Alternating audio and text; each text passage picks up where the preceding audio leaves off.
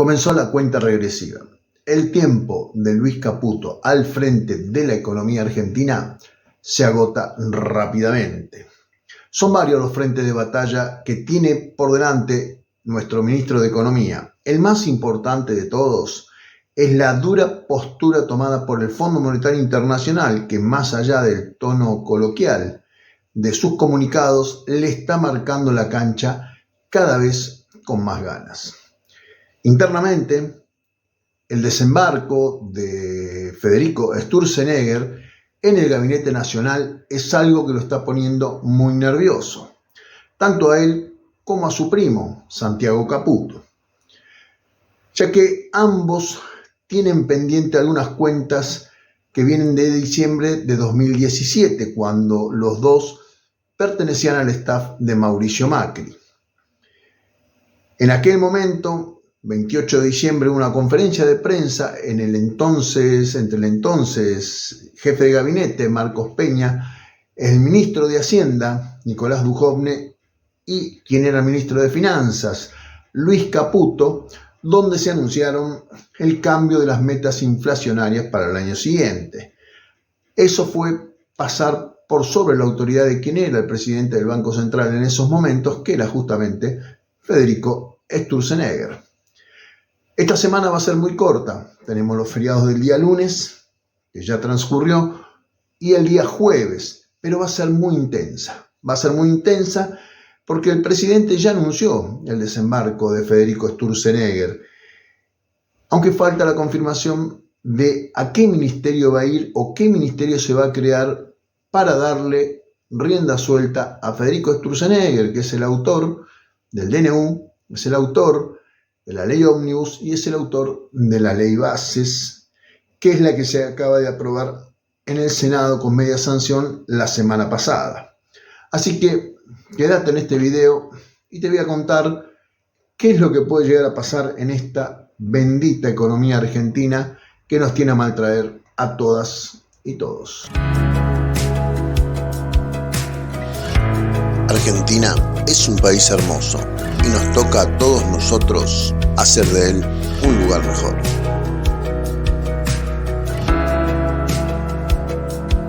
Muy buenas noches a todas y todos. Después de un mes de grandes altibajos, el ministro de Economía, Luis Caputo, finalmente vuelve a estar contra las cuerdas una vez más. Esta semana, hace pocos días, renunció Joaquín Cotani, quien era su secretario de Política Económica, en la práctica el viceministro de Economía, que eso ya de por sí es un síntoma de que las cosas no andan muy bien. El día domingo se conoció el comunicado que efectuó el Fondo Monetario Internacional sobre la República Argentina después de su, creo que, octava revisión del préstamo que se acordó allá por 2018 y que finalmente fue renegociado por Alberto Fernández durante su periodo presidencial. Este comunicado nuevamente le pide al ministro de Economía y al presidente de la Nación una rectificación del rumbo que tomó la economía, algo que lo hace en un tono cada vez más fuerte. Lo que le está pidiendo expresamente el Fondo Monetario Internacional son dos cosas. En primer lugar, que desarme el famoso dólar blend. ¿Qué es el dólar blend? Algo que heredó de el exministro Sergio Massa, que es una combinación del dólar oficial con el dólar contado con liquidación, en relación de 80% del oficial con 20% del CCL, que es el que utiliza el campo para liquidar la soja. ¿Qué pasa? El 20% que se liquida al contado con liquidación no queda en el Banco Central. Esos dólares van al mercado de cambios. Lo que no quiere el Fondo Monetario Internacional es esa distorsión.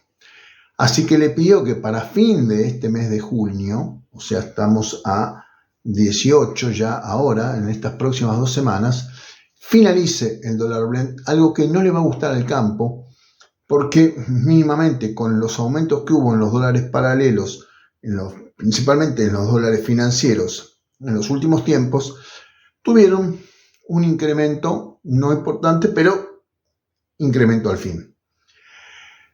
La fecha, como les dije, es fin de junio. La otra cosa que le está pidiendo el FMI al ministro Caputo es la eliminación del impuesto país, que ese impuesto es la diferencia entre el dólar oficial y el dólar libre o el dólar, los dólares financieros. Ese dólar es la principal fuente de ingreso que tiene el Estado y pide que su eliminación se dé hacia fin de año.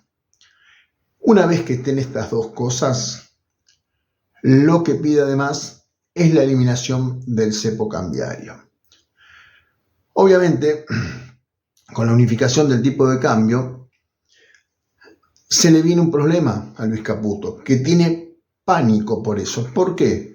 Porque ya pasó por esto allá por el 2018, que con muchas reservas, porque el Fondo Monetario Internacional le entregó 45.000 millones de dólares, se lo llevaron puesto las corridas cambiarias. Por eso tiene tanto miedo. Ahora no hay 45.000 millones de dólares. Lo que quiere Luis Caputo son fondos frescos del FMI, puntualmente 15.000 millones de dólares para luego sí abrir el cepo. Pero Kristalina Georgieva le comunicó a Milei en la reunión que tuvieron hace pocos días en el G7 que no va a haber fondos frescos para la Argentina hasta que se quite el cepo cambiario. Entonces tenemos las dos posturas. Ya en otros videos ya les había comentado sobre esto, porque Domingo Cavallo había pedido lo que hoy está pidiendo ya a gritos el Fondo Monetario Internacional, que era la finalización del cepo cambiario. Y tienen tanto miedo porque saben que si hay una corrida cambiaria, se van a terminar la inflación a la baja, o mejor dicho, la desaceleración de la inflación. Y ese es el único capital que hoy por hoy puede mostrar Javier Milei. Entonces, si hay una devaluación o si hay, como en este caso se está planteando, un tipo de cambio único, es evidente que el dólar va a subir y va a llevar a un precio que, según quien lo diga, puede variar entre 1.400 y 1.800. En esa banda se movería el precio de un dólar único. Obviamente, eso va a ir acompañado de un aumento de los precios relativos del mercado. Lo sabemos todos, los que vamos a comprar cada vez que hay una corrida, sabemos perfectamente que esto es lo que pasa generalmente, y esta no va a ser la excepción. Hace unos días, mientras el FMI ya insinuaba esto, Luis Caputo publicó el siguiente mensaje en su cuenta oficial. Ante los infundados rumores, aclaramos con Santiago Bausili, presidente del Banco Central, que en caso que se aprobara la ley Bases, la baja del impuesto país no viene asociado a ninguna devaluación. Tampoco se tocará el 80-20, el dólar blend, ni el crawling peg del 2%. Es decir, sube la apuesta a Luis Caputo y prácticamente le dice al Fondo Monetario Internacional con este comunicado que va a seguir exactamente con las mismas condiciones que llevan hasta ahora. De hecho, se lo comunicó a las entidades que nuclean a los productores agropecuarios. No va a haber una finalización del dólar blend, no va a cambiar el crawling peg del 2%, que es la microdevaluación del 2% que se está haciendo sobre el tipo de cambio oficial, y está desmintiendo una devaluación. ¿Por qué desmentir una devaluación? Ya anteriormente había dicho que no iba a haber ninguna corrida y una pequeña corrida cambiaria que llevó el dólar a 1.300 pesos, no hace mucho. Esto demuestra abiertamente que hay un enfrentamiento entre el Fondo Monetario Internacional y Luis Caputo.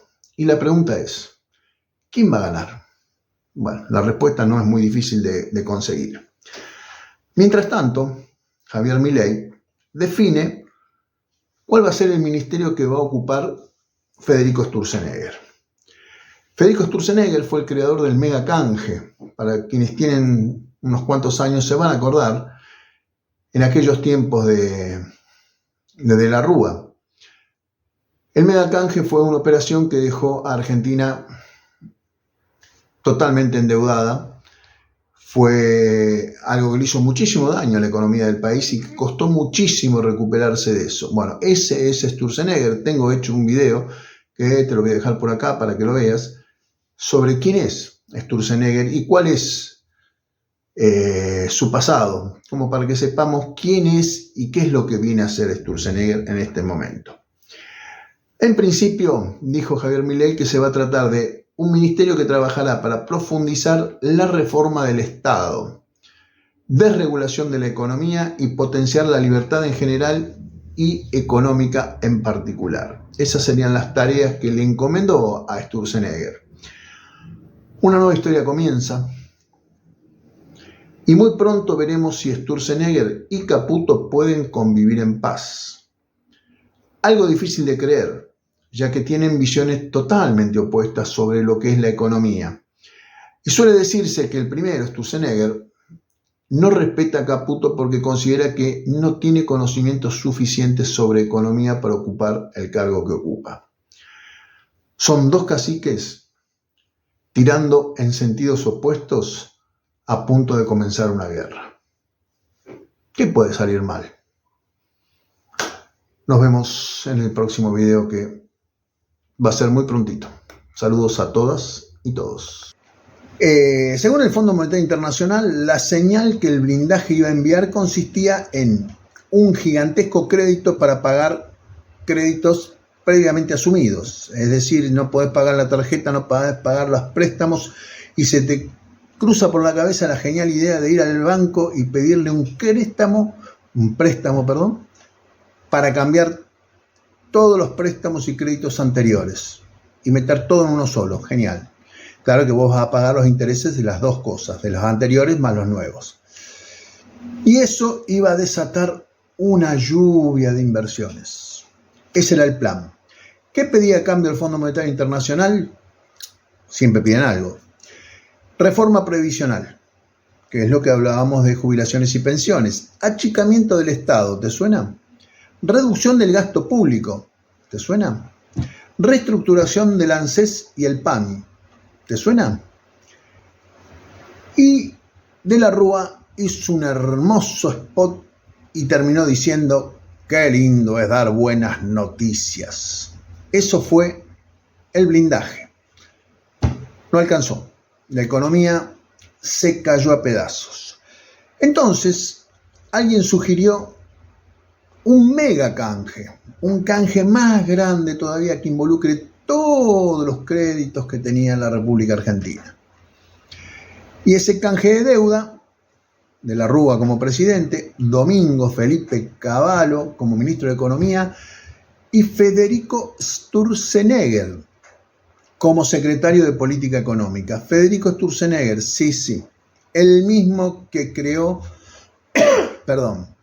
el decretazo y el paquete de ley ómnibus que envió al Congreso, que ahora no tiene un cargo como funcionario público, porque Federico Sturzenegger estuvo procesado junto con Domingo Cavallo y de la Rúa, estuvo procesado por el megacanje. Ahora entendés por qué no tiene un cargo público. Estos muchachos actuaron por iniciativa de un banquero. Ese banquero era David Mulford, que fue exsecretario del Tesoro de los Estados Unidos. Este muchacho fue requerido por la justicia argentina y nunca se presentó, por lo cual quedó en rebeldía. De todos modos, después los absolvieron a todos. Ahora, ¿no pasó nada? Sí pasó. En ese momento, el megacanje, hablamos de enero de 2001, cuando arrancó, se canjeaban 46 distintos bonos de deuda soberana argentina por 5 tipos de bonos nuevos, con vencimientos hasta el año 2031. Sin embargo, esta operación aumentó la deuda del país en un volumen estratosférico. El peritaje de la causa judicial. Estamos hablando de una causa judicial donde se presentaron peritos. El que realizó ese peritaje era un experto en ingeniería financiera llamado Moisés Resnick Brenner, y sostuvo este perito que el país sufrió un perjuicio evaluado en 55.000 millones de dólares. ¿Cuáles eran los bancos que participaron de aquel famoso megacanje? Banco Francés, Santander, Galicia, Citigroup, HSBC, JP Morgan, no podía faltar, y Credit Suisse. El ideólogo de esto, como les dije, que fue David Mulford, cobró como comisión 20 millones de dólares. Cuando lo requirió la justicia, este muchacho, como dijo Franchella, no sabemos nada, no decimos nada, no estuvimos, no vimos, nunca se presentó a la justicia. De todos modos, como te dije, el único que había quedado procesado fue Domingo Cavallo, y finalmente creo que la justicia macrista lo termina exonerando de eso. Por eso anda por los canales de televisión explicando cómo hay que mejorar la economía argentina. Lo mismo de siempre, volvemos a lo mismo. 2001 está presente y va a seguir presente. Está Sturzenegger, está Cavallo detrás de todo esto, de vuelta a lo mismo, están los mismos bancos. Esta es la política nueva que traía Javier Milei. Son exactamente lo mismo y va a terminar de la misma manera. Ojalá que esto no avance. Pero ya se reunió con los bancos Caputo y ya esto está en poder de los bancos analizar este nuevo megacanje. Hermosas noticias. Qué lindo que es dar buenas noticias. Nos vemos en la República de los Niños, si es que no la privatizan.